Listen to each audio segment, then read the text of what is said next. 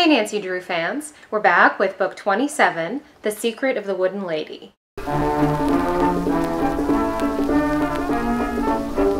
Originally published in 1950 and revised in 1967, this is the first time that I found an actual childhood memento, an envelope with a picture of my beautiful mother inside that was labeled Mom for Locket. This book begins with an adorable father-daughter moment where Carson Drew is filling in Nancy on a new mystery.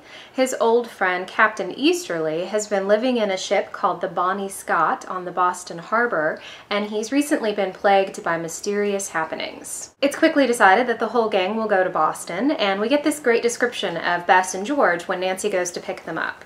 Bess and George were cousins, but there any likeness ended. Bess, blonde and pretty, had a penchant for second desserts and frilly dresses. She shared Nancy's adventures out of deep loyalty to her, but was constantly fearful of the dangers involved. George was as boyish as her name. Her hair was dark, her face handsomely pert. George wore simple clothes and craved adventure. Shortly after they get to Boston, Captain Easterly is kidnapped. Nancy and Ned go searching along the harbor for an unsavory character that George has nicknamed Grizzleface. They start searching in recreation centers for sailors. Ned gets punched in the face, but doesn't seem to mind. "What happened to you, Ned?" Bess asked with concern, looking at his bandaged face. "1 hour with Nancy Drew, and I'm in combat," Ned said, grinning. Both Bess and George have several great moments in this book. George gets to totally school the boys on clipper ships. "A little pleasure boat is a picnic to sail," Bert spoke up, "compared to a craft like this one. I'll bet, George, you don't even know the names of the masts on the Bonnie Scott." "Yes, I do. Fore, main, and mizzen. And besides, you have the foresail, the staysail, the jibs, the skysails, the—" "Very salty," Bert grinned. "I apologize." Bess is also repeatedly brave, and she ends up finding a huge clue for Nancy.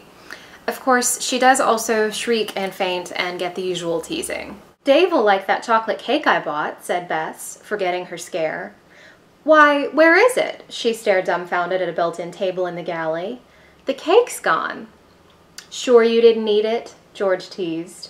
"Not even one piece," Bess declared. In addition to the missing chocolate cake, several other meals to mention. Hannah makes fried chicken for Nancy and Carson before they go to Boston, and Bess once again takes up the role of chef. On the ship, she makes hearty breakfasts of pancakes, eggs, bacon, and coffee, and a dinner of steak, fresh vegetables, and fruit. Once again, the criminal element is actually very serious, including a highly dangerous man that the Boston police have dubbed the Crow. And there's several close calls that could have ended really badly, including when the Crow sets fire to the hull of the ship, which happens to be storing oil drums while the whole gang's on board. But Nancy's really at her best in this story, putting together totally random clues, methodically searching for secret compartments on the ship, and when she's trapped in the captain's cabin with the Crow, she's amazingly level-headed. "Now, before I take that treasure," he said, "I have a thing or two to say to you, Nancy Drew." His impudent, drawling voice brought Nancy to her senses. She was more angry now than frightened, and she was determined to outwit him. "I don't intend to let you take anything," she said coolly. Nancy tossed her head in a gesture of defiance. Next up, the clue of the black keys.